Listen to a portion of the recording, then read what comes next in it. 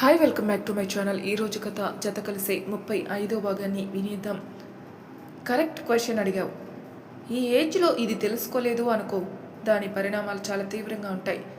ఫస్ట్గా చెప్పాలంటే love is a subjective topic.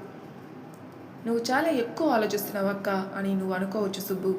But let me tell you, ఈ flings, dating అవన్నీ చేసే మెంటాలిటీ నీది కాదు. నువ్వు చాలా త్వరగా మనుషుల్ని ఓన్ చేసుకుంటావు. అలాంటి పద్ధతి ఉన్నప్పుడు క్యాజువల్గా ఎవరినొకరిని చూస్ చేసుకోవడం అనేది నీకు అస్సలు సెట్ కాదు. అలాని అరేంజ్ మ్యారేజ్ చేసుకునే మనస్థితి నీది కాదు. నీకు ఫస్ట్ అతను బాగా అర్థం అవ్వాలి. అప్పుడేగా నువ్వు ఓపెన్ అవుతావు. You are like a tortoise. అంత త్వరగా ఓపెన్ అయ్యి నీ షెల్ నుండి బయటికి రాలేవు. అలాంటప్పుడు నువ్వు ఎంచుకునే మనిషి ఎలా ఉండాలి అంది అక్క. ఎలా ఉండాలి అన్నాను ఆలోచిస్తూ. నువ్వు ఏదైనా అడగకముందే తీర్చి పెట్టేలా ఉండాలి. నీ మనసులో ఏముందో ఒక ఫ్రెండ్లా తెలుసుకునేలా ఉండాలి. అన్నీ ఓపెన్గా చెప్పుకునేలా ఉండాలి అంది అక్క. అవును అన్నాను తలూపుతూ. అంటే నువ్వు అప్పుడు ఆ వ్యక్తిని సీరియస్గా లవ్ చేస్తున్నట్టే కదా? అంతే కదా అక్క. పెళ్ళి చేసుకోవడానికే కదా? అంతే కదా. ఒకవేళ మీ పెళ్ళైన తర్వాత మీ ఇద్దరికి పిల్లలు కావాలి అనుకుంటే మదర్ నువ్వు, ఫాదర్ అతనే కదా అవుతాడు. ఇప్పుడు నువ్వు ఒక కరెక్ట్ హస్బెండ్ని చూస్ చేసుకోవడం వల్లనే కదా నీకు పుట్టబోయే పిల్లలకి కరెక్ట్ ఫాదరు వస్తారు అంది అక్క. అర్థం కాలేదక్క. నీకు నీ హస్బెండ్ని చూస్ చేసుకునే రైట్ ఉంది, కానీ నీ పిల్లలకి వాళ్ళ ఫాదర్ని చూస్ చేసుకునే రైట్ లేదుగా. కాబట్టి నువ్వు ఇష్టపడే పర్సన్ క్వాలిటీస్ ఎలా ఉండాలంటే రేపొద్దున నీ పిల్లలు వాళ్ళని చూసి నేర్చుకునేలా అంది అక్క. ఓ, ఈ అందం, స్టైల్ అవన్నీ కొన్ని ఇయర్స్లో మొహం మొత్తేస్తాయి. ఆ తర్వాత వాళ్ళని మనకి అట్రాక్ట్ చేసేది మన క్యారెక్టర్ మాత్రమే. బర్త్డేకి ఐఫోన్ గిఫ్ట్ ఇవ్వడం అనేది గొప్ప ఏం కాదు. నెలకి 1000 ఈఎంఐ కడితే అదే వస్తుంది. నీ పిల్లలకి స్కూల్ ఫీజు కట్టగలడా? వాళ్ళకి బేసిక్ ఎన్మిటీస్ దూరం చేయకుండా పెంచగలడా? ఇంటిని, భార్యని, పిల్లల్ని సరిగ్గా చూసుకోగలడా? ఇది కదా మనం చూడాల్సింది అంది అక్క. ఆ మాట వినగానే ఆశ్చర్యంగా చూశాను అక్క వైపు. ప్రేమ అనే 2 అక్షరాల వెనక ఇంత కథ ఉంటుందా అన్నట్టు. అదే ప్రేమ, అదే జీవితం. మనం మన తల్లిదండ్రులు వదిలి వేరొక అతని కోసం ఇంటికి వెళ్ళగలిగేంత ధైర్యమే ప్రేమ. ఆ ధైర్యం తను ఇవ్వలేనప్పుడు అది ప్రేమే కాదు. అయినా ఆ అబ్బాయి ఏదో చేసేస్తాడని నువ్వెందుకు కంగారు పడుతున్నావు సుబ్బు? వాడు ఏదైనా చెప్తే మీ బావ నమ్ముతాడు అనుకుంటున్నావా? కాలు విరిచి వాడి చేతిలో పెడతాడు. మీ బావకి ముందు నువ్వే, తర్వాతే ఎవరైనా. తండ్రి స్థానంలో ఉన్నాడు కాబట్టి మా నాన్నకి వచ్చినట్టే కోపం వస్తుంది, కానీ వెంటనే కరిగిపోతాడు. మేము ఏదో అనుకుంటామని ఎప్పుడు నీ మనసులో నువ్వు ఏదో పెట్టుకుని ఉండకు సుబ్బు. మేమేం అనుకోం. అసలు ఎందుకు అనుకుంటాం? మేమే నీ స్టేజ్ దాటి వచ్చిన వాళ్ళమే కదా. అయితే అంది అక్క. కానీ ఎలా హ్యాండిల్ చేయాలక్క? నాకు భయం వేస్తుంది తను చూస్తుంటే. అసలు స్టార్టింగ్లో ఉన్న సిద్ధు తను కాదక్క, వేరేలా ఉండేవాడు. ఇప్పుడు ఇలా బిహేవ్ చేస్తున్నాడు. అసలు అది అబద్ధమో ఇది అబద్ధమో తెలియడం లేదు. ఇంత టార్చర్ చూపిస్తున్నాడు అనుకోలేదక్క అని వెక్కుతూ చెప్పాను. అయ్యో సుబ్బు అని నన్ను దగ్గరికి తీసుకుని కళ్ళు తుడుస్తూ, ఇది టార్చర్ అనుకుంటున్నావా? ఒకవేళ తను ఇదే నటనని మీ పెళ్ళయ్యేంత వరకు కంటిన్యూ చేసి అప్పుడు తన అసలు రంగు చూపించి ఉంటే అప్పుడు ఎంత టార్చర్ అనుభవించేదానివో తెలుసా నీకు? దేవుడి దయ వల్ల వాడేంటో నీకు ముందే తెలిసిపోయింది. హ్యాండిల్ చేయడానికి వాడేమైనా పెద్ద ఆఫీసరా? ఏదో అహంకారం. అలాంటి మెంటలీ సిక్ పీపుల్ అలానే ఉంటారు సుబ్బు. వాళ్ళని కాదని మనం హ్యాపీగా ఉంటే ఏదో మంట. నువ్వు గమనిస్తే తను రోజు వచ్చి నేను ఇబ్బంది పెట్టడం లేదు. ఏ రోజైతే నువ్వు హ్యాపీగా ఉన్నావో ఆ రోజే వచ్చి నేను ఇబ్బంది పెట్టి నేను ఏడిపిస్తున్నాడు అంది అక్క. ఇప్పుడు తన కోసం నేను రోజు ఏడుస్తూ ఉండాలా అక్క అన్నాను. అలా అని నేను అనలేదే. మనం హ్యాపీగా ఉంటే చాలు కదా. దాన్ని బయటికి చూపిస్తేనే కదా వాళ్ళకి తెలిసేది మనం హ్యాపీగా ఉన్నామని. అంటే ఇప్పుడు నువ్వు హ్యాపీగా ఉండు, నీకు నచ్చింది చేసుకో, నీకు నచ్చినట్టుండు. కానీ నువ్వు హ్యాపీగా ఉన్నావు, నీ లైఫ్లో ఏ ప్రాబ్లమ్స్ లేవు అనే విషయం అందరికీ తెలియాల్సిన అవసరం లేదు సుబ్బు. తెలిస్తే కొందరు కళ్ళుతోనే నిప్పులు కురిపిస్తారు, ఇంకొందరు ఇదిగో ఇలా జీవితంలో నిప్పులు పోసేస్తారు. మనం ఒక స్టేజ్కి వచ్చి ఇలాంటి వాళ్ళందరినీ మాటలు మనకి ఎఫెక్ట్ చూపించవని అనుకునేంత వరకు మనం మన పర్సనల్ లైఫ్ని ఎంత సీక్రెట్గా పెట్టుకుంటే మనకు అంత మంచిది. మా ఇద్దరికి పెళ్ళయ్యేంత వరకు మా క్లాస్మేట్స్కి మేము లవ్ చేస్తున్నట్టు తెలియదు తెలుసా? దాని అర్థం మేము లవ్లో సీరియస్గా లేవని కాదుగా. ఇప్పుడు మేమందరికీ చెప్పుకున్నామనుకో, ఎవడో వస్తాడు, ఏదో ఒక మాట ఆడతాడు మన మధ్య. ఆ మూడో మనిషి గురించి ఆ స్పేస్ వస్తుంది, ఒక మాట వస్తుంది. అది మనకు నచ్చదు, గొడవలు అవుతాయి. అవి చాలా మన రిలేషన్లో బేటలు పడడానికి. అందుకే మేము ముందు నుండే అన్నిటినీ ప్రైవేట్గా పెట్టుకోవడం అలవాటు చేసుకున్నాం. మా మంచి కోరుకునే నీలాంటి వాళ్ళకి తప్పించి ఎవ్వరికి ఏదీ చెప్పం. నువ్వు కూడా అలవాటు చేసుకో. అందరూ నీలా మంచివారే ఉండరు అంది శ్రీజ అక్క. అంతే అంటావా అక్క? హా, అంటే ఇక మీదట ఏమీ ఎక్స్ట్రా చేయనక్కర్లేదు. రోజులానే నీ అన్ని పనులు చేసుకో, కానీ ఎవరికి చెప్పకు. డ్యాన్స్ క్లాస్కి వెళ్ళు, వచ్చేటప్పుడు ఒంటరిగా రాకు. నేను వస్తాను, మన ఇద్దరం కలిసి వెళ్దాం. కాలేజీకి వెళ్ళు, నీ పని నువ్వు చేసుకో. వచ్చేటప్పుడు రవి వాళ్ళతో కలిసిరా. ఒంటరిగా బ్రతకలేవని కాదు, బ్రతకాల్సిన అవసరం లేదని అంతే అంది అక్క. సరే అన్నట్టు తల ఊపాను ఆలోచిస్తూ. లేదు అంటే నా దగ్గర ఇంకొక మంచి ప్లాన్ కూడా ఉంది అంది అక్క. ఏంటది అన్నాను క్యూరియస్గా చూస్తూ. మీ బావకి చెప్పే, తనే హ్యాండిల్ చేస్తాడు అంది అక్క. వద్దులే అక్క అన్నాను. ఏ అంది శ్రీజ అక్క. ఈ చిన్న వాటికే బావ చాలా ఎక్కువగా రియాక్ట్ అవుతాడు. అనవసరంగా తన స్టడీస్కి ఏమైనా ఇబ్బంది వస్తుంది. మళ్ళీ వాళ్ళ పేరెంట్స్ మనల్ని తిట్టుకుంటారు అన్నాను. ఈ అతి మంచితనం తగ్గించుకోవాలి సుబ్బు పాప. ఈ విషయం నేను మీ బావకి చెప్పనులే, బట్ కేర్ఫుల్గా ఉండు సరేనా అంది అక్క. సరే అక్క అని తలూపాను. ఇంకొక విషయం, లక్ బ్యాడ్ లక్ అంటూ ఏమీ ఉండదు సుబ్బు. ఈ మనిషితో మనం హ్యాపీగా ఉంటే తనే మనకి గుడ్ లక్, సాడ్గా ఉంటే తనే మనకి బ్యాడ్ లక్. ఒక మనిషికి మన జాతకాలు మార్చేసే అంత పవరే ఉంటే ఇంకా దేవుడు ఎందుకు? మనం ఎదుటివారి పట్ల కైండ్గా ఉంటే అదే మనలో పాజిటివిటీని పెంచుతుంది. ఆ ఆరా అనేది మన చుట్టూ రిఫ్లెక్ట్ అవుతుంది. అందుకే కొందరి దగ్గర మనం హ్యాపీగా ఉంటాం, వాళ్ళని లక్ అని ఫీల్ అవుతూ ఉంటాం. ఇదిగో ఇలా కిట్టని వాళ్ళని నచ్చిన వర్డ్స్ వాడేస్తూ ఉంటారు, కానీ వాటిలో నిజం లేదు అంది అక్క. ఆ మాట విని నేను ఏదో ఆలోచిస్తుంటే, అది వదిలేయక నీ బర్త్డే ఎలా అయింది, ఆర్ యూ హ్యాపీ అంది అక్క. ఐ ఆమ్ సో హ్యాపీ అక్క. అమ్మ ఉన్నప్పుడు ఇలానే జరిగేది చిన్న స్మైల్తో చెప్పాను. అయితే నేను ఒకటి అడిగితే ఇస్తావా అంది అక్క. రేపటి నుండి ఇక్కడికి వచ్చేయి, మనం ముగ్గురం కలిసిందాం అంది అక్క. అమ్మో వద్దు అన్నాను. ఎందుకు? నేను మీ బావ నిన్ను బాగా చూసుకోమా అంది అక్క. కాదక్క, ఇప్పుడు మీరు న్యూలీ మ్యారీడ్ కదా, మీ ప్రైవసీకి డిస్టర్బెన్సీ ఎందుకని. ప్రైవసీయా? చాలే సుబ్బు, మాదేమైనా అరేంజ్డ్ మ్యారేజా అంది అక్క. అది కాదక్క అని ఎలా చెప్పాలో అర్థం కాక మొహమాటంగా చూశాను అక్క వైపు. ఓ మై గాడ్ అని పడి నవ్వుతూ, నువ్వు వాట్‌ప్యాడ్ స్టోరీస్ చదువుతావు కదా అంది అక్క. అలా ఎలా చెప్పేశావు? బిక్క మొహం వేశాను. మరి వాటిలోనే ఈ అతంత. ఇప్పటి వరకు అమ్మలా అనుకున్నావు కదా, ఇప్పుడు అక్కలా అనుకో. ఇంకొక విషయం చెప్తా అంది. అన్నాను. ఆ సోదంతా ఏముండదు. నేను కూడా అప్పట్లో అలాంటి చాలా స్టోరీస్ చదివాను, కానీ అదంతా రియాలిటీ కాదు. You know that's just another way of showing love. ఆ స్టోరీస్లో చెప్పినంత ఎరోటిక్గా ఉండదు, ఉండాల్సిన అవసరం కూడా లేదు. అన్రియలిస్టిక్ ఫీలింగ్స్ మనుషుల్లో డెవలప్ చేసి మనలో ఇన్సెక్యూరిటీస్ని పెంచడానికి తప్ప అవి దేనికి ఉపయోగపడవు అంది అక్క. నాకు అసలు ఇవన్నీ అలవాటు చేసింది ఆ పూర్వీ అక్కే. రోజు చదవమని లింక్స్ సెండ్ చేసేది. అలా కొన్ని స్టోరీస్ చదివాను అన్నాను.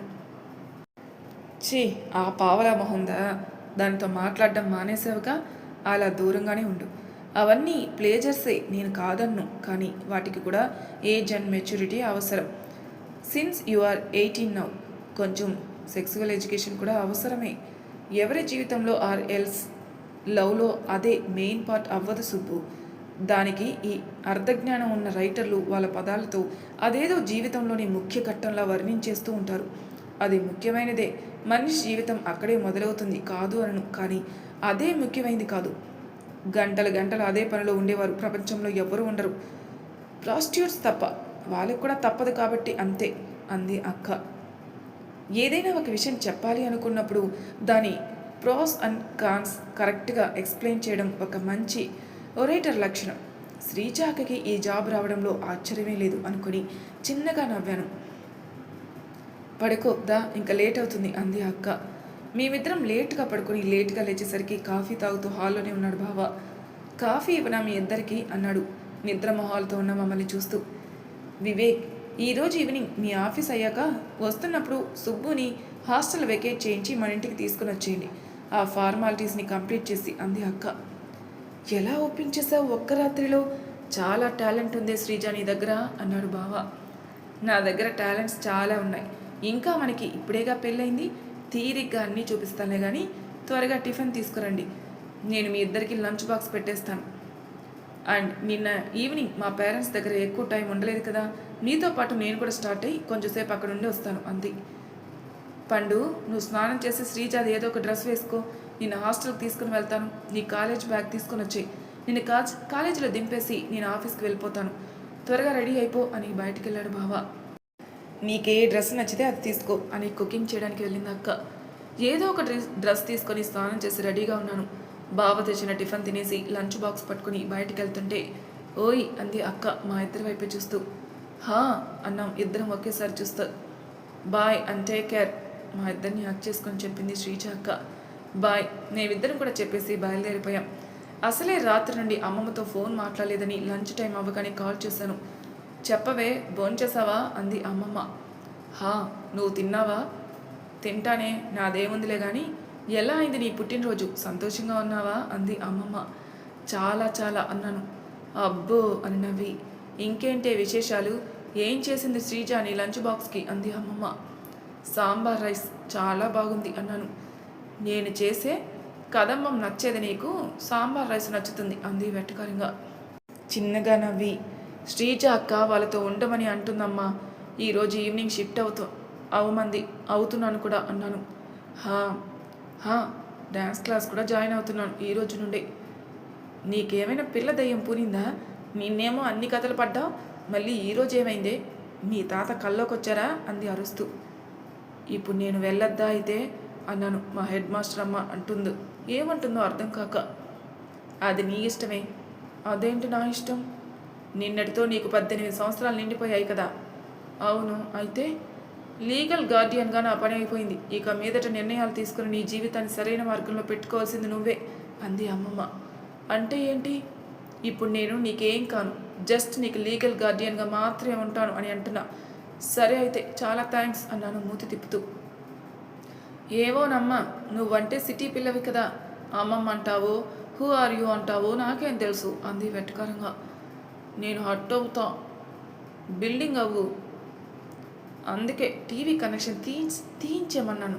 ఆ జబర్దస్త్ చూస్తే ఇలా మాట్లాడుతున్నావు నువ్వు. సరేలే, ఉడుక్కోకు. వాళ్ళు అన్నిసార్లు రమ్మని చెప్తున్నప్పుడు వెళ్ళకపోతే కూడా బాగోదు. వాళ్ళ ఇంట్లో ఉంటున్నా, పొరపాటును కూడా వాళ్ళ విషయాలు బయటికి చెప్పకు. అది నాకైనా మంచిగా ఉండు. అక్కకి బావకి మాట వచ్చినా వెంటనే తగుదనమ్మా అని దూరిపోకు. భార్యాభర్త అన్నాక మాటలు అనుకుంటారు, మళ్ళీ వాళ్ళే కలుస్తారు, సరేనా అంది. సరే, జాగ్రత్తగా ఉండు. డ్యాన్స్ క్లాస్కి మళ్ళీ వెళ్తాను అంటున్నావుగా, బావ వాళ్ళ ఇంటికి దగ్గర దూరమో చూసుకున్నావు మరి? దగ్గరే అమ్మా. సరే ఉంటానైతే అని ఫోన్ కట్ చేసేసింది. టైం ఇంకా లంచ్ కంప్లీట్ అవ్వడానికి 5 మినిట్స్ ఉంది. రిషికి ఫోన్ చేద్దామా వద్దా అని ఒక్క నిమిషం వేస్ట్ చేసి ఆ నిమిషం వేస్ట్ అయిందని రిగ్రెట్ అయి వెంటనే ఫోన్ చేశాను. అంతలోని మినిస్ట్రీ ఆఫ్ ఫైనాన్స్ కార్పొరేషన్ వాళ్ళు సలహాలు ఇచ్చేస్తున్నారు. సైబర్ నేరగాల నుండి జాగ్రత్తగా ఉండమని.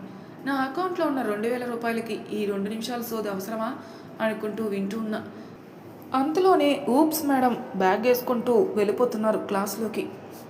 ఫోన్ కట్ చేసి క్లాస్లోకి వెళ్ళిపోయాను గబగబా. క్లాస్ అయ్యి బయటకు వస్తుంటే రవి ఉన్నాడు క్లాస్ బయట. ఏంటి సడన్ సర్ప్రైజ్? కళ్ళెగరేసి తొడిగాను. శ్రీజ అక్క చెప్పింది నీకు తోడుగా ఉండమని అన్నాడు. ఓ థ్యాంక్స్, బట్ వివేక్ అన్నా శ్రీజ అక్క అనకు, వినడానికి అసహ్యంగా ఉంది అన్నాను. నువ్వు మంజు అక్క అన్నప్పుడు వినడానికి కూడా అంతే అసహ్యంగా ఉంది అన్నాడు రవి. అయ్యో అని నెత్తి మీద చేయి పెట్టుకుని, నేను ఇప్పుడు హాస్టల్కి వెళ్ళాలి, లగేజ్ ప్యాక్ చేసుకోవాలి, బాగా వచ్చేస్తాడు, సారీ బాయ్ అని నా బ్యాగ్ తన చేతిలో పెట్టేసి హాస్టల్ వైపు పరిగెత్తాను.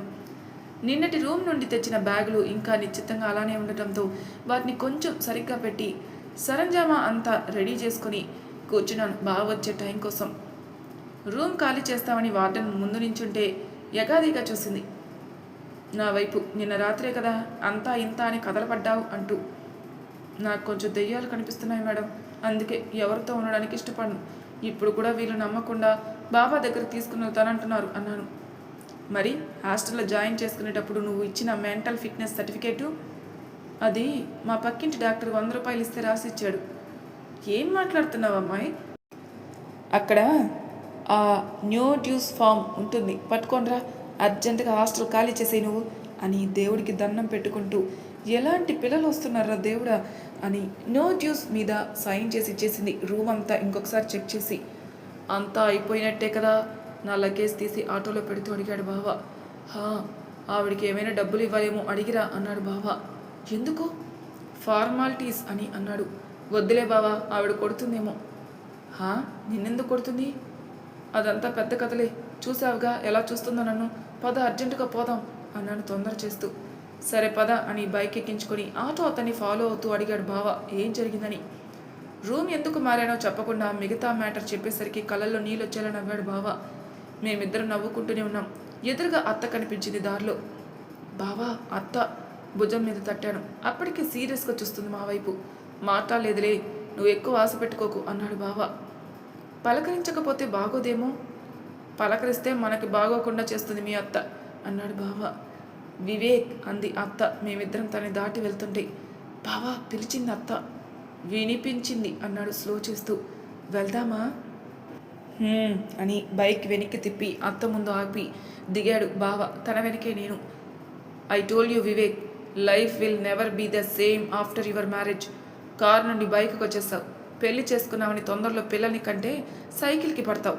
ఇద్దరిని కంటే 11వ నెంబర్ బస్సు అంటే కాలినడక అక్కడికి పడిపోతావు. ఎందుకు కుటుంబానికి దూరం అయి ఇలాంటి పిచ్చి పనులు చేస్తున్నావు? నా మాట విని ఇంటికి వచ్చాయి. అంతకంటే మంచి అమ్మాయిని నీకు నేను తీసుకొస్తాను అంది అత్త. అదే మాట నాన్నకి చెప్తే అన్నాడు బావ. వివేక్, నేను మీ అమ్మని అంది అత్త సీరియస్గా. శ్రీజ నా వైఫ్ అమ్మ. I am sorry to disappoint you, but that is the life I choose for myself. ఆ లైఫ్ నాకు ఎన్ని కష్టాలు ఇచ్చినా నేను భరించగలను. నాకు ఆ నమ్మకం ఉంది అన్నాడు బావ. మాయ చేసిందిరా నీకు, మందు పెట్టేసింది, అందుకే ఇలా తయారయ్యావు. పండు, నువ్వు చెప్పు, అసలు బావ ఎలా ఉండేవాడు? మన ఊరు వచ్చినప్పుడు అసలు పుస్తకాలు ముందేసుకుని చక్కగా చదువుకుంటూ ఉండేవాడు కదా. వాడిని పెంచి పోషించి పెద్దవాడిని చేస్తే వీడు నన్ను ఇప్పుడు టెర్రరిస్ట్లా చూస్తున్నాడు, చూసావా అంది అత్త ఏడుస్తూ. అక్కడ అవుతున్న డిస్కషన్కి నాకేదో డ్రామాలోకి వెళ్ళిపోతున్న ఫీలింగ్ వచ్చేసింది. ఇప్పుడు దాన్ని ఎందుకు లాగుతున్నావమ్మా అన్నాడు బావ. మరి దానికి కాక నా బాధ ఎవరికి పడుతుంది? ఎవరికి తెలుసు నేను ఎంత కష్టపడి నిన్ను పెంచాను అంది అత్త. నువ్వు అంత కష్టపడి పెంచిన నేను సూసైడ్ చేసుకొని చచ్చిపోతే ఏం చేసేదానివమ్మా అన్నాడు బావ. వివేక్ అని అత్త, బావా అని నేను ఒకేసారి అరిచాం గట్టిగా. చెప్పు అన్నాడు బావ. నీకేమైనా పిచ్చా? ఆ మాటలేంట్రా అంది అత్త అరుస్తూ. సరిగ్గా 8 ఏళ్ల క్రితం ఇంజనీరింగ్ ఫస్ట్ ఇయర్లో మిడ్ ఎగ్జామ్లో ఫెయిల్ అయ్యాడని నీ పుత్రరత్నం అదే చేయబోయాడు. ఆపింది ఎవరో తెలుసా? నువ్వు అసహించుకుంటున్న ఆ శ్రీజ శాఖమురిని. తనకి నాకేదో పరిచయం ప్రేమ ఉన్నాయని అనుకోకు.